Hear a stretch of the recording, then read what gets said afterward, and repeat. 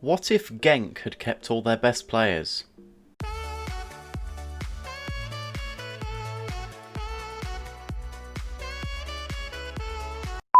So in the past I have done videos seeing what would happen if Southampton had kept their best players, if Ajax had kept their best players, but today we're going to be looking at the little Belgian club Genk, who, although they're not as well known as a club as the likes of Ajax and Southampton, the players they have produced from their academy certainly are well known. So let's take a look at the team that they would have had if they'd kept all of their best players.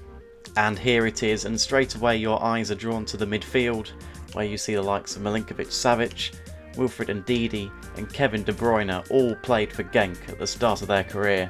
Three great players to have at the heart of this team. We've got Koulibaly at centre-back, one of the highest rated centre-backs in the game. A bit weaker either side of him with Kabasele and Clinton Mata, 78 and 77 rated respectively, but behind them they have Thibaut Courtois, who is also one of the highest rated goalkeepers in the game. A bit weaker up front as well. Carrasco and Leon Bailey are both good players, but Samata, only 78 rated, probably isn't going to get as many goals as they need up front, which is a bit of a disappointment considering the strength of the rest of the team. But on the bench we have some good replacements as well. Divock Origi, the backup striker.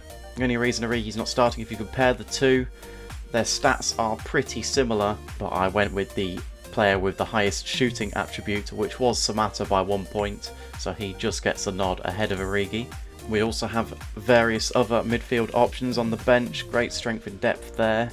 Casteels is the backup goalkeeper as well, 83 rated, so great strength and depth with the goalkeepers, with Matt Ryan being third choice at 80 rated. And we have numerous other replacements in the mid to low 70s as well. So what we're going to do now is jump into career mode, place Genk in the Champions League, and we'll sim a season just to see how they get on. I'm going to be playing as Club Bruges just to be impartial, but yeah, let's see what happens. So as we sit at the end of May, taking a look at the top scorers, and there's nobody really that stands out for Genk here. It was actually Vanaken from ourselves that finished top scorer of 27, ahead of Nasser Chadli in second with 26 for Anderlecht. Trossard was the top scorer for Genk, getting 20 goals, with De Bruyne one behind him with 19 in fourth. We then have to go down to 7th to see Milinkovic-Savic with 15, and Divock Origi in 10th with 14.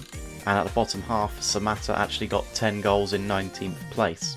In assists, De Bruyne finished joint top with only 10 assists actually, which is a disappointing tally for him. Mbakani joining him on 10 assists, with Ito down in 5th with 8. But perhaps the most telling statistic is this one here. Courtois getting 25 clean sheets, 11 ahead of the second place player, Mignolet, with 14. And look at the table, Genk did win the league, actually going unbeaten, playing 30 games, winning 28 of them and drawing just 2, only conceding 10 goals in those 30 games. Absolutely unbelievable season from them in the league. Let's take a look at the cup competitions to see if they replicated that form. And they did win the cup as well, winning 1-0 over ourselves, Club Bruges, in the final. It was Liverpool that won the Champions League though, winning 4-3 on penalties against Barcelona after drawing 1-1 after full time. Genk made it out of the group though, reached the round of 16 stage where they went out on penalties against Juventus.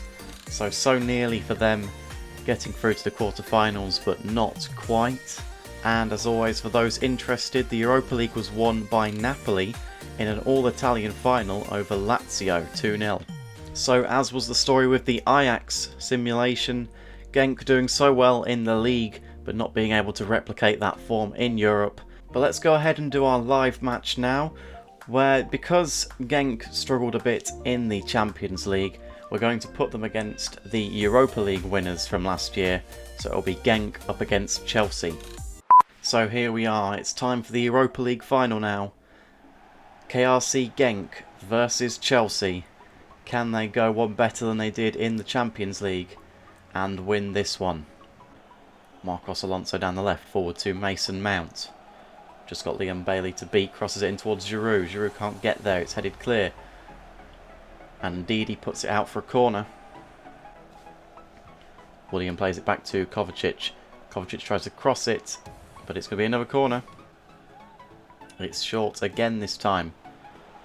This time the cross does come in. It's headed clear only as far as Mount. To Kante, and Conte's shot is saved by Courtois. Here comes Leon Bailey, so much room down the right hand side.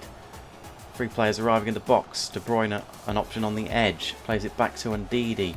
Now Milinkovic-Savic gets it back and gives it to Samatta. Samatta turns around the Chelsea defence, doesn't go for the shot though, and it gets it back, and this time Genk do get the goal. It was played back through to Samatta.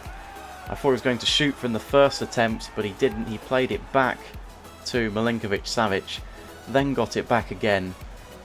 And when you have someone like Kepa in goal, you're not going to miss those shots. 1-0 to Genk. Milinkovic-Savic back heels it to Pozuelo. It's now with Ndidi. Ndidi switches the play to Leon Bailey. Plays a 1-2 with De Bruyne. Now it's back with Ndidi with a long ball forward. Back to Samatta, and it's hit the post.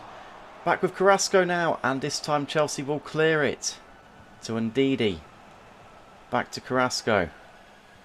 Genk having a lot of luck around the edge of this box now. Back to Samatta. Carrasco tries to find Milinkovic-Savic, and Kepa gets a touch to put it out for a corner. It's Kevin De Bruyne with the corner towards Milinkovic-Savic at the near post. It's headed clear only as far as Clinton Mata. Forward to De Bruyne, now with Milinkovic-Savic. And Koulibaly with the shot, and that one's wide. Ndidi forward to Divock Origi. Origi with some space lays it off to Kevin De Bruyne. Back through trying to find Origi. Kepa comes out for no reason. It's back to Trossard. With the shot, it's deflected.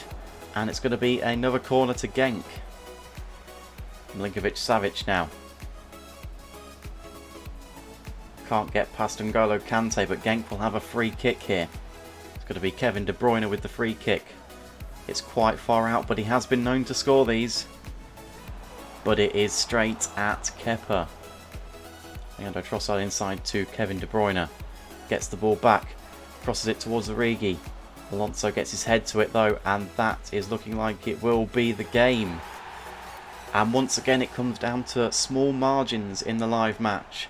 But Genk have come out on top here, 1-0. Samatta with the only goal of the game. Genk looked more dangerous throughout the whole game. Could have scored more, to be honest. And after the disappointment in the simulation in the Champions League, they have come out on top here in the live match to win the Europa League. Just a glimpse into what could have been for Genk if they had kept hold of all these great players. But if you like this video, go ahead and hit that like button, hit subscribe, and I'll see you next time.